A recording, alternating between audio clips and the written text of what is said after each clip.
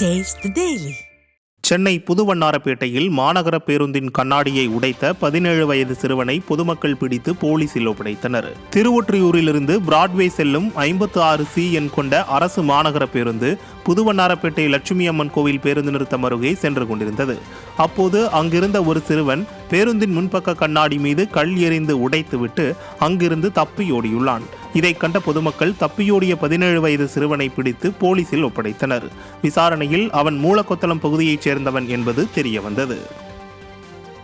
திண்டுக்கல் மாவட்டம் கொடைக்கானல் அருகே கள்ளச்சந்தையில் மது விற்பனை செய்த நபர்களை பெண்கள் முற்றுகையிட்டு மது பாட்டில்களை சாலையில் உடைத்து ஆர்ப்பாட்டத்தில் ஈடுபட்டனர். பெருமாள் மலை பகுதியில் உள்ள பழனி சாலையில் பெட்டிக்கடையில் கள்ளச்சந்தையில் மதுபானங்கள் விற்கப்படுவதாக குற்றச்சாட்டு எழுந்தது. மேலும் போதை ஆசாமிகள் மது அருந்திவிட்டு அப்பகுதியில் தகராறில் ஈடுபடுவதாகவும் பெண்களிடம் அட்டகாசம் செய்வதாகவும் கூறப்படும் நிலையில் ஆத்திரமடைந்த அப்பகுதி பெண்கள் மது விற்பனை செய்த பெட்டிக்கடைக்கு சென்று கள்ளச்சந்தையில் மது விற்பனை செய்தவர்களை முற்றுகையிட்டனர். அங்கிருந்த மது பாட்டில்களை எடுத்து சாலையில் வீசி உடைத்து ஆர்ப்பாட்டத்திலும் ஈடுபட்டனர். திறனற்ற ஆட்சியில் கள்ளச்சந்தையில் சர்வசாதாரணமாக மது விற்பனை நடைபெறுவதால் சட்டம் ஒழுங்கு சீர்கெடுவதாக பொதுமக்கள் குற்றம் சாட்டியுள்ளனர்.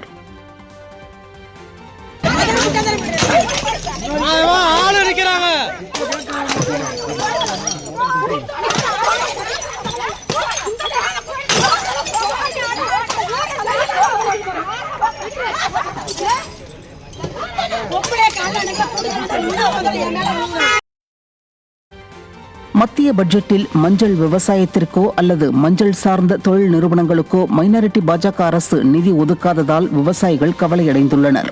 இந்த ஆண்டு மத்திய பட்ஜெட்டில் மஞ்சள் விவசாயத்திற்கோ அதனை ஊக்குவிக்கும் திட்டங்களுக்கோ எந்தவித நிதியும் ஒதுக்கப்படவில்லை. இதனால் கவலையடைந்துள்ள விவசாயிகள் மைனாரிட்டி பாஜக அரசு விவசாய திட்டங்களுக்கு முன்னுரிமை கொடுப்பதாக வெற்றி விளம்பரம் செய்வதை நிறுத்திவிட்டு உண்மையாக திட்டங்களை வழங்க வேண்டும் என வலியுறுத்தியுள்ளனர். ஏற்கனவே வெளிநாட்டு சந்தையில் மஞ்சளின் விலை சரிந்துள்ளதால் விவசாயிகள் நஷ்டமடைந்துள்ள நிலையில் மைனாரிட்டி பாஜக அரசு விவசாயிகளுக்கு கூடுதலாக நிதி உதவி மற்றும் உற்பத்தி ஆதரவு அளிக்காத நிலையில் எப்படி மஞ்சள் பயிரிடுவதென கேள்வி எழுப்பியுள்ளனர். மேலும் மைனாரிட்டி பாஜக அரசு விவசாயிகளை உண்மையில் ஆதரிக்காமல் வெற்றி விளம்பரங்களை மட்டுமே வெளியிடுவதாக விவசாயிகள் குற்றம் சாட்டியுள்ளனர்.